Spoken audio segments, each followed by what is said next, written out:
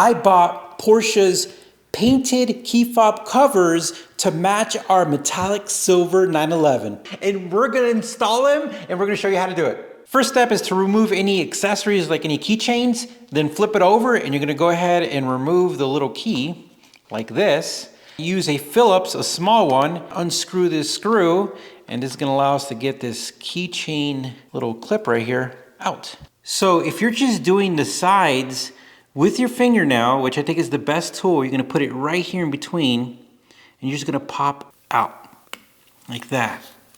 And then we're gonna flip over to the other side, fingernail inside there, right there, and then pop out.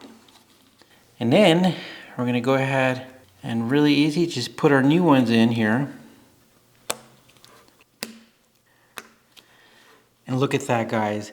That looks so amazing. That looks a million times better.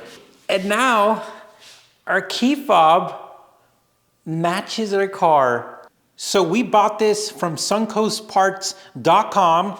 It's a Porsche part, which is cool. And I'll leave the link in the description and you could find your color. All right, guys, thank you for watching.